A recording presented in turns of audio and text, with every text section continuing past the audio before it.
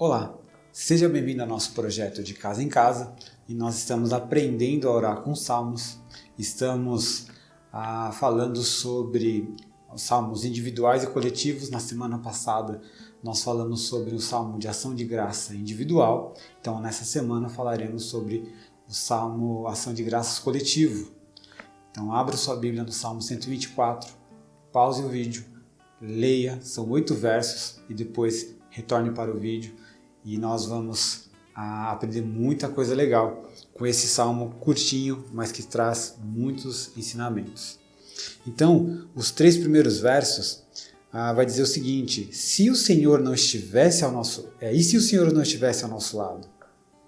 É uma pergunta, mas precisa de uma explicação. Como assim, se o Senhor não estivesse ao nosso lado?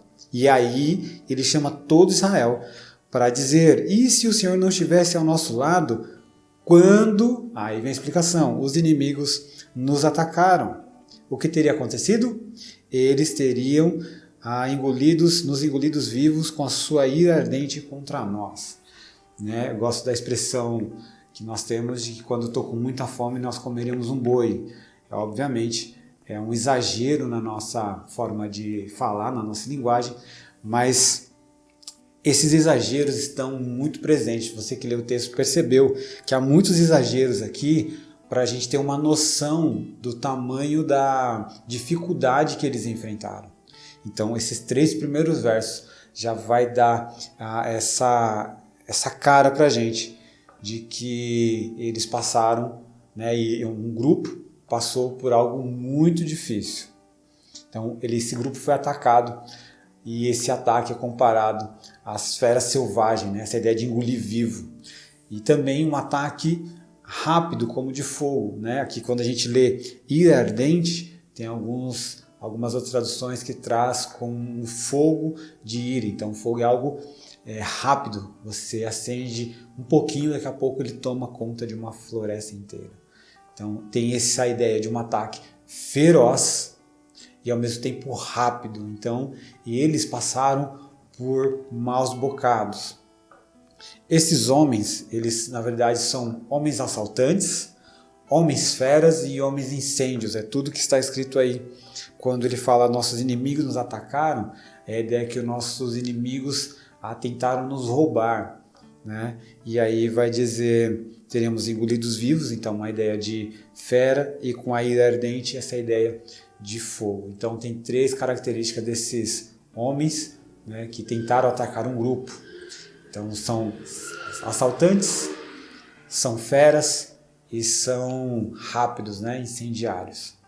Versículo 4 e 5, ele vai dizer o seguinte: as águas nos teriam encoberto, a correnteza nos teria afogado. Sim, as águas violentas de sua ira nos teriam afogado. Então ele vai trazer muita figura de linguagem. O texto é extremamente rico em figura de linguagem.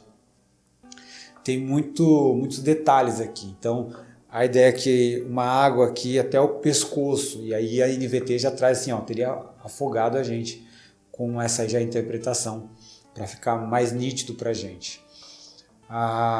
E aí essa figura de rios temporários também. E nós conversamos isso quando falamos do Negueb, onde é um deserto e que quando vem a chuva enche esses seriam tipo valetas que se transformam em rios. Então essa é a figura de linguagem que está aqui. Sim, as águas violentas de sua ira nos teriam afogado. Porque quando chove em determinados locais que tem esses rios, em Israel, no deserto, eles enchem essas valas muito rápido, e como é chuva, então essas valas vão se enchendo e vão descendo esse rio. Então o salmista já sabe, tem todo o conhecimento da cultura para dizer, olha, assim como muita gente já morreu lá, porque quando isso acontece, dificilmente alguém escapa que esteja dentro dessas valas, são valas um pouco mais profundas. Então dificilmente alguém escapa quando chove de uma vez e aí vem essa correnteza e arrasta essas pessoas. Ele está dizendo, é como se fosse isso. Preste bastante atenção, é como se fosse a gente estivesse dentro de uma vala e esses nossos inimigos vieram de uma vez com uma chuva que a gente não esperava e está inundando tudo e vai nos arrastar. Então ele está usando muito essa figura de linguagem para nos mostrar o tamanho do perigo que eles enfrentaram. Verso 6, aí volta a imagem do despedaçar com os dentes, a ideia da fera, né? Louvado seja o Senhor que não permitiu que nos despedaçassem com seus dentes. Então aí de novo volta a ideia de homens feras, né? Os perigos que você encontra numa selva, por exemplo. Então há muitos perigos e ele está dizendo que o perigo foi tão grande que eles passaram com esses homens assaltantes, esses homens feras, esses homens rápidos, os homens incêndios, e ele está só intensificando a figura de linguagem. Mas não acaba aí, porque o primeiro verso já dá um indício, né? Se o Senhor não estivesse? Mas como o Senhor estava e está ao nosso lado, né, ao lado de Israel, ao lado desse grupo aqui, o que acontece? Nós escapamos. Primeiro que o Senhor não permitiu, e depois verso 7, escapamos como um pássaro que foge da armadilha do caçador, a armadilha se quebrou, estamos livres. Alguma tradução, algumas outras versões vai trazer a tradução de que as redes se quebraram e estamos livres. O nosso socorro vem do Senhor que fez os céus e a terra. Então é um salmo muito rico que ele começa a perguntar se o Senhor não estivesse ao nosso lado. E aí mostra o grande perigo que eles passaram, mas mostra o grande livramento de Deus. Então ele termina com ação de graças de um grupo, né, que passou por um período extremamente difícil, mas que vai dizer, olha, o nosso socorro veio e vem do Senhor, o que fez os céus e a terra. Parece que acabamos, né? Mas o que acontece é que esse salmo está recheado de perigos inesperados, violência inimaginável, desesperança, mas ao mesmo tempo ele tem libertação extraordinária e ação de graças. Então essa é a realidade desse salmo que tem 8 versos. Agora tem uma coisa muito interessante, os salmos às vezes eles têm normalmente, né, tem uma introdução, um centro e uma conclusão. Este salmo tem só o centro, né? A gente divide por questões didáticas, mas aqui há mais do que isso.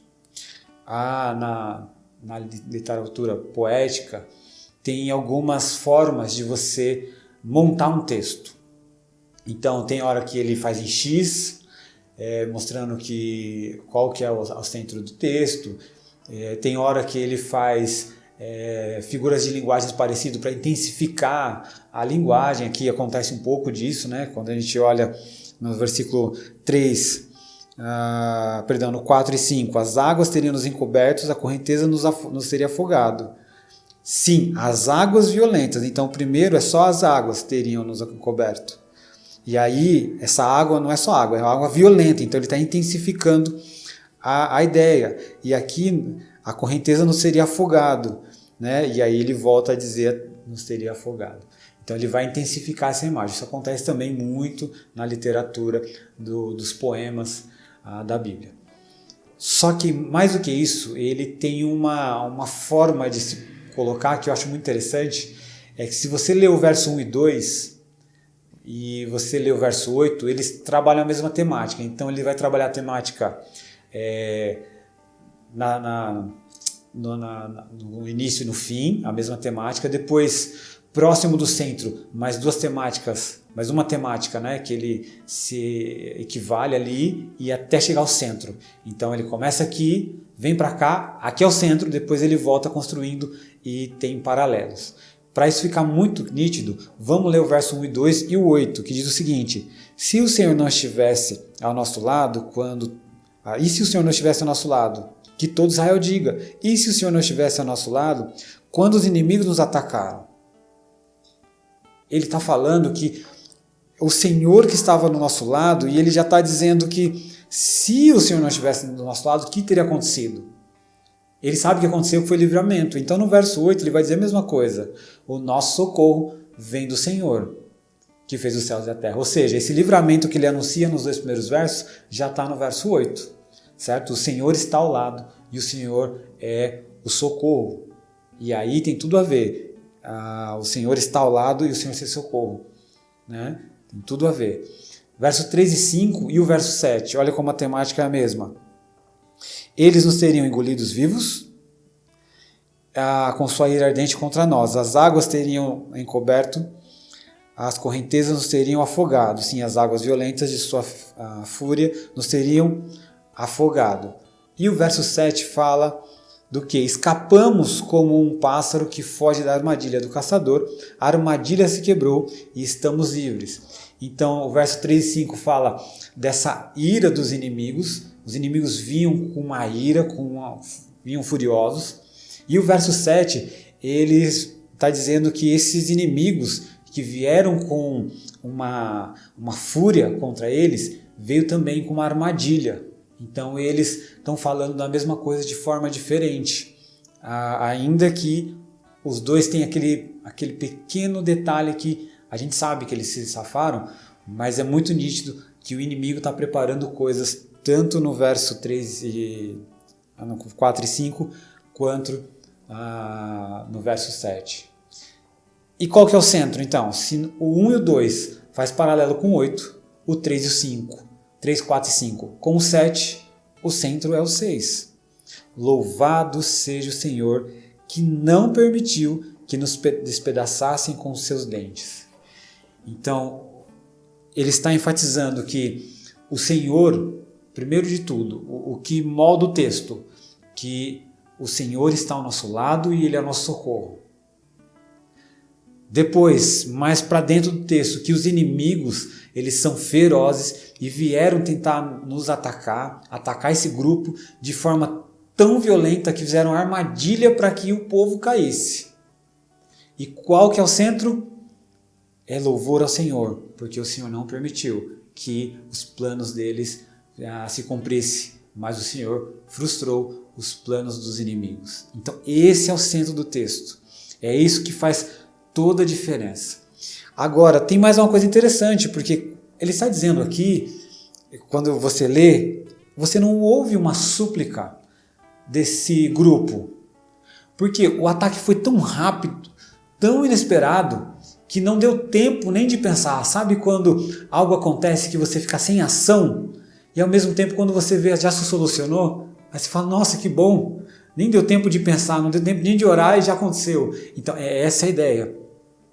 Então isso a gente aprende uma coisa, quando nós estamos em comunhão com o Senhor, quando nós andamos ao lado do Senhor, quando o Senhor é o nosso socorro, às vezes e muitas vezes Ele nos livra de problemas, de dificuldades que nós nem chegamos a orar.